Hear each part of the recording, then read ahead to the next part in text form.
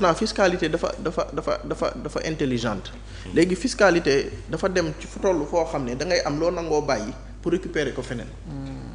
il avait fu ko ne ñi dul Macky Sall yëgee defoon na ko ci tourisme bi à Ziguinchor. waaw c'est-à-dire des fois nga am yoo xam ne da nga ko exonéré ñu naan non ñu ngi perte mais boo ñu la tegaloon tey tableau de bord. lii boo ko fiscaliser def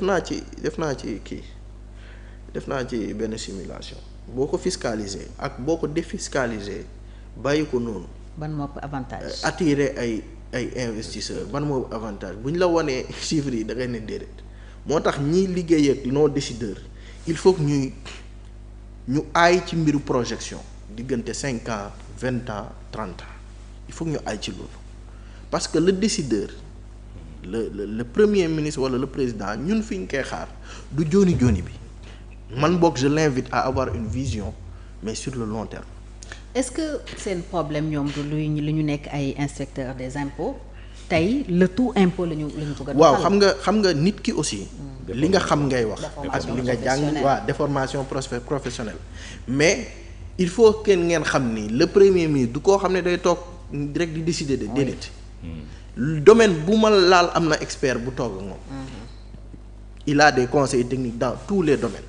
te nag du ma xas kenn mais administration bi y a des gens qui sont très bien formés. qui sont excellents. li am solo mooy ñuy liggéey balaa ñu leen di laaj dara ñu liggéey ci dara di ko joxe c'est-à-dire di liggéey sur les problèmes di ci bind. di ci defar des documents yoo xam ne bu décision jotee ci documents yooyu la ñuy teg. pour oui mais ñoom tam xam nga dernier mot bi ñoom lay revenir ñoom kilifa yi. waaw dëgg la te gis nañu ne quand même depuis ñu ñëw pression fiscale moom la ñu teg. waaw xam nga tey boo jëlee pression fiscale. premier ministre dafa jël oto yi. mu ne jëlee na ko 8 ans yóbbu ko 10 ans ñëpp tàccu. ñëpp tàccu. man bu doon man du ma ko def. ndax la bu doon man. du ma ko def lii nag idée la boo xam ne dama ko koy may su doon temps normal dama koy facturer mais dama ko koy may. te gis naa ne bu ñoom dañuy déglu parce que bari na yoo xam ne boo ko waxee après da ngay xëy nga gis ko. ñu commencé di ci kii def ay jéego donc li idée la xam nga boo jëlee oto yi tey boo bëggoon régler problème oto yi am ci xaalis bu bari li ngay jëkk a def mooy da ngay def benn étude. da ngay lancer étude tu prends 2 à 3 cabinets nañ nekk sax des cabinets étrangers. wala des cabinets locaux mais jëlal 3 cabinets nga ne leen nañ la defal benn étude. sur le marché de l'automobile importation yi li fiy dugg yan oto fiy dugg habitude de consommation sénégalais yi Sénégal par rapport ak sous-région bi ak durée de vie oto yi maanaam taux de rotation ni ñuy dugalee oto yi yooyu nga am toutes les infos soo amee info yooyu ba pare nga fuiteel ces enquêtes qu'ils ont faites. résultats yi bu kii nañ ko publier. ça te donne une base de données claire sur le secteur automobile au Sénégal. et dans la sous-région c'est très important sous-région bi fi ma jëm. bu ñu ko fuitelee di nga gis ñëpp ñiy liggéey les grandes marques yi liggéey dañoo am département R&D mooy recherche and développement. ñoom bu ñu gisee yooyu genre étude rek dañ koy jël dañ koy exploiter mais bu ñu koy exploiter du ñu xam à quelle fin yow nga génnee études yi nga dawal benn 6 mois nga def loi à l'Assemblée nga ne d'ici 3 ans on suspend les importations de véhicules d'occasion nga lister yan type véhicule ay fiches techniques. la loi bi concerne nga teg des taxes sur certains véhicules yuy dugg nga surtaxé ko et puis nga teg des mesures incitatives sur le secteur automobile mais le secteur de la fabrication et du montage. nga teg des mesures incitatives. défiscaliser ko. teg des scénarios yoo xam ne ñoom daf leen di intéresser. gis nga boo ko defee ba pare boo defee loolu ba pare da ngay gis ne ci weer bi ci topp yow boo toogee ñoom ñoo lay fekk si. waaw pour venir s'installer.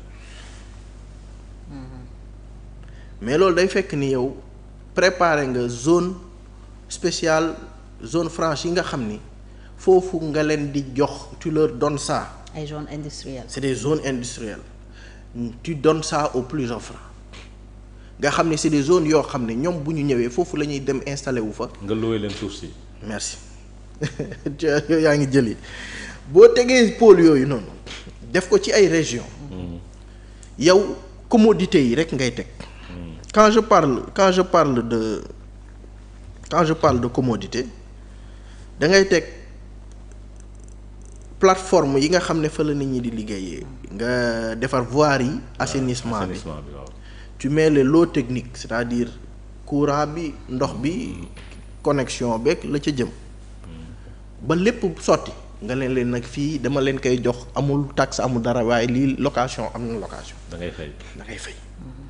ñoom nag ñooy indi seen matériel ñooy indi seen investissement. c'est ce que la SAPCO fait. est-ce que tu comprends gis nga bu ñu indee seen investissement tu vas voir que ni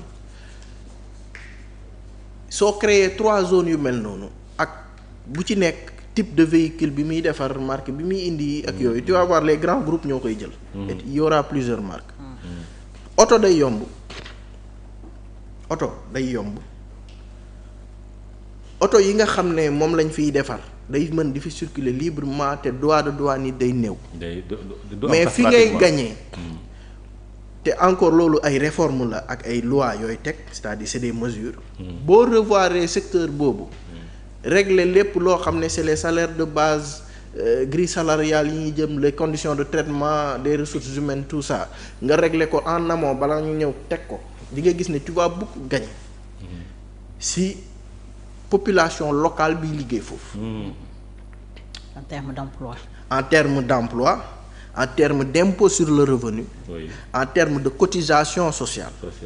Parce que je préfère 1000 fois nga imposer cotiser loo 10 millions de personnes moo ma gënal nga taxer 1 million de personnes taxer leen lu cher.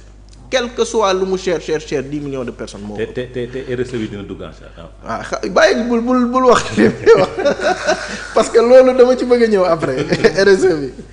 xam nga responsabilité sociétale voilà léegi boo defee loolu ba pare régler nga sa problème chômage.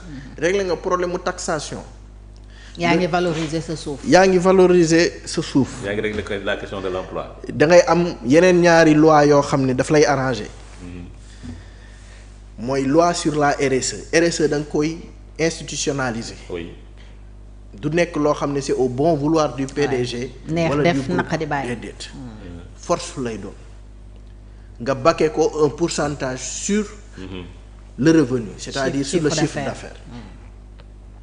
Et puis pour chaque entreprise profil d'entreprise loi bi day prévoir ci RSE bi nu muy demee. am na RSE yoo xam ne sax day dem ci personnel bi. ci seen formation ci ay bourses d'études. parce que tu investis dans tes ressources humaines. tu développes ton pays. am na RSE yoo xam ne dafay dem ci les retraités yi créer entreprise. ñu leen di jox ay marché di leen sous-traiter certaines choses. am na RSE yoo xam ne day dem sur des projets du gouvernement en numéraire ou en nature directement. mun na régler sax problème mu transfert de compétences. mais bien sûr mu ngi ci da ciy nekk. su boobaa nga régler problème yu bëri te c'est des étrangers c'est des multinationales ñooy ñëw di la ko defaral te ngay am ci ñoom xaalis te ba pare sa réew di dox. Deuxième chose mise à part RSE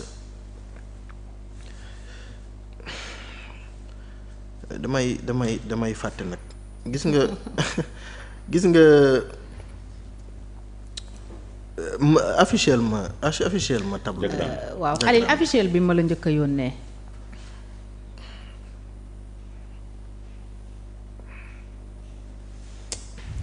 mis à part c'est bon. RSE